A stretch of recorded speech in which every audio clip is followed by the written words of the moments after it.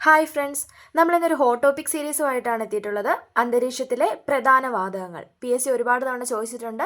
നമുക്ക് വീഡിയോയിലേക്ക് കിടക്കാം. ആദ്യമായിട്ട് നൈട്രജൻ. നൈട്രജൻ അന്തരീക്ഷത്തിൽ എത്ര ശതമാനമാണ് കാണപ്പെടുന്നത്? 78.08. നൈട്രജൻ അന്തരീക്ഷത്തിൽ കാണപ്പെടുന്നത് 78.08. ഓക്സിജൻ ആണെങ്കിലോ? ഓക്സിജൻ എത്ര ശതമാനമാണ് ഭൂമിയിൽ കാണപ്പെടുന്നത്? 20.95. നൈട്രജൻ ആണെങ്കിൽ 78.08, ഓക്സിജൻ ആണെങ്കിൽ 20.95. ആർഗൺ ആണെങ്കിലോ? ആർഗൺ 0.93. ആർഗൺ കാണപ്പെടുന്നത് 0.93. ഇനി കാർബൺ ഡൈ ഓക്സൈഡ് ആണെങ്കിലോ? Carbon dioxide 0.037.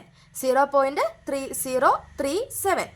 നൈട്രജൻ എത്ര ശതമാനമാണ്? 78.08. അതിന് നമുക്ക് എറൗണ്ട് ചെയ്ത് 78% എന്ന് പറയാം. കാരണം PSC അങ്ങനെയും ചോദിച്ചിട്ടുണ്ട്. 78.08 എന്നും 78% എന്നും ചോദിച്ചിട്ടുണ്ട്.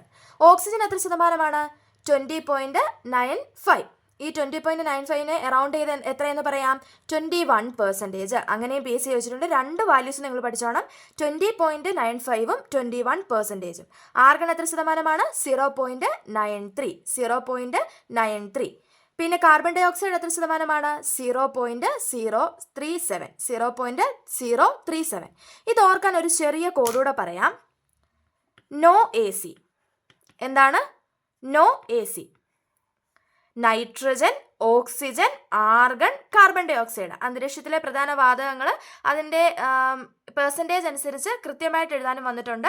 ആദ്യം ഏതാണ്? നൈട്രജൻ, രണ്ടാമത് ഓക്സിജൻ, മൂന്നാമത് ആർഗൺ, നാലാമത് കാർബൺ ഡൈ ഓക്സൈഡ്. കോഡ് എന്താണ്?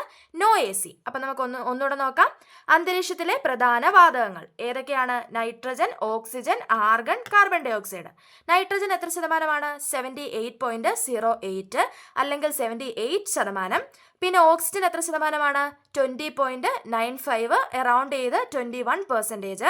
ആർഗൺ ആണെങ്കിൽ 0.93.